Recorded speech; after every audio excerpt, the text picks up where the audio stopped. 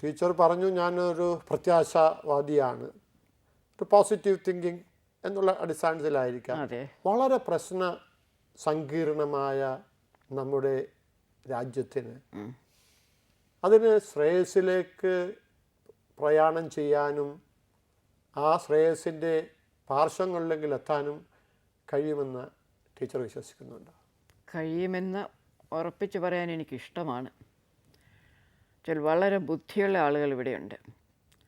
വളരെ നന്മയുള്ള പാവപ്പെട്ട ആളുകളുടെ ഒരു ഭൂരിപക്ഷം ഇവിടെയുണ്ട്. പക്ഷേ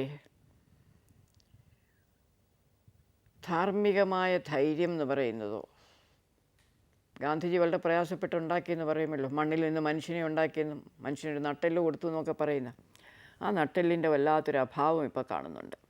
എല്ലാവരും പേടിയാണ്. ഇത്രയധികം പേടിയുള്ളൊരു ഘട്ടം ഞാൻ എൻ്റെ ചെറുപ്പകാലത്ത് കണ്ടിട്ടില്ല. ഇത്രയും പേടി എന്തിനാണെന്ന് എനിക്ക് മനസ്സിലാകുന്നില്ല. റോഡിലിറങ്ങാൻ പേടി, റോഡിൽ മുഴുവൻ ഗൂണ്ടാസാണ്.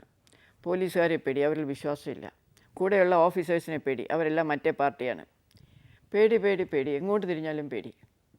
മനുഷ്യനെ മനസ്സ് തുറന്ന് വിശ്വസിക്കുകയും സ്നേഹിക്കുകയും ചെയ്യുന്നതായിട്ടുള്ളൊരു ക്ലൈമറ്റ് വരികയാണെങ്കിൽ മാത്രമേ രാജ്യത്തിന് രക്ഷയുള്ളൂ.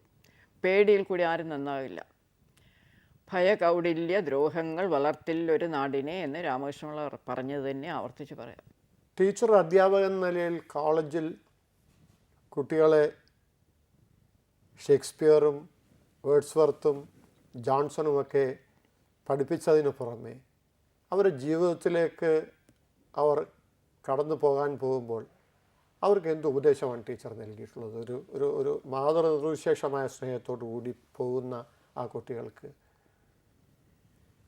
ഞാൻ പ്രത്യേകിച്ചൊരു മെസ്സേജ് അങ്ങനെ കൊടുക്കുകയോ പ്രത്യേകിച്ചൊരു കാര്യത്തിന് മാതൃകയായിരിക്കാൻ ശ്രമിക്കുകയോ ഒന്നും ചെയ്തിട്ടില്ല. എനിക്ക് കുട്ടികളെ ഇഷ്ടമായിരുന്നു, പഠിപ്പിക്കാൻ ഇഷ്ടമായിരുന്നു, എൻ്റെ സബ്ജക്റ്റ് ഇഷ്ടമായിരുന്നു. അപ്പോൾ എനിക്കതിലുള്ള ഉത്സാഹം കണ്ട് അതിൽ നിന്ന് അവർക്ക് എന്തെങ്കിലും മനസ്സിലായിട്ടുണ്ടെങ്കിൽ, എന്തെങ്കിലും പ്രയോജനമുണ്ടെന്ന് അവർക്ക് തോന്നിയിട്ടുണ്ടെങ്കിൽ അത് ശരി. അല്ല, അതൊരു പഠന വിഷയത്തിലുള്ള വഴികാട്ടി എന്ന നിലയിൽ, പഠന വിഷയത്തിൻ്റെ അല്ല, മൈ ആറ്റിറ്റ്യൂഡ് ടു ഇറ്റ്. എനിക്കതിലുള്ള ഉത്സാഹം, താല്പര്യം, കമ്മിറ്റ്മെൻ്റ് എന്ന് തന്നെ ഞാൻ പറയാം. അങ്ങനെ വരുമ്പോൾ ഞാനതിൽ മുഴുകിയാണ് ജീവിച്ചത്. അങ്ങനെ മുഴുകി ജീവിക്കുമ്പോൾ അതിൻ്റെ കുറച്ചൊക്കെ എന്തൂസിയാസം കുട്ടികൾക്കും കിട്ടും.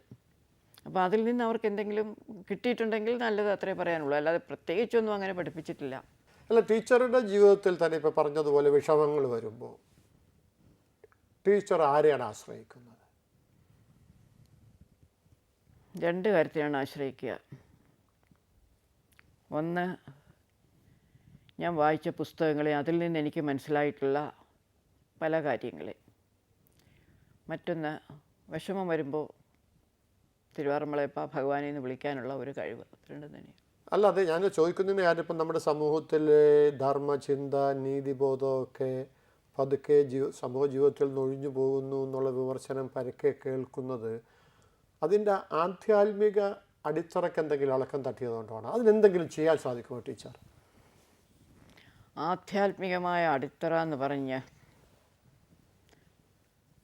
അങ്ങനെ മാത്രം ഒരെണ്ണം ഉണ്ടാക്കിയെടുക്കാൻ ഒക്കുമെന്ന് എനിക്ക് തോന്നുന്നില്ല. ആധ്യാത്മികമായ അടിത്തറ വേണം. പക്ഷേ സർവോപരി വേണ്ടത് അറിവും സാമാന്യ മര്യാദയുടെയും സഹകരണത്തിൻ്റെയുമായ ശീലങ്ങളുമാണ്. അത്രയും ഉണ്ടെങ്കിൽ ഒരു സമൂഹം രക്ഷപ്പെടും. അതിനടുത്ത സ്റ്റേജിലേക്ക് പോകുമ്പോൾ ആധ്യാത്മികത വന്നു ചേരാനുള്ള ഒരു അളവില്ലാത്ത ശക്തി നമ്മുടെ നാട്ടിലുണ്ട്.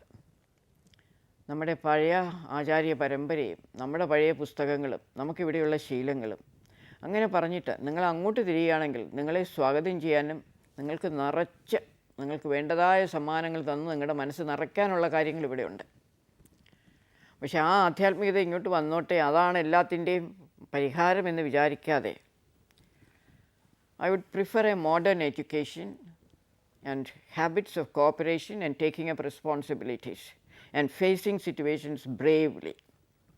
ആധ്യാത്മികതയ്ക്ക് ഞാൻ അവിടെ രണ്ടാം സ്ഥാനമേ കൊടുക്കൂ. അത് തെറ്റായിരിക്കാം.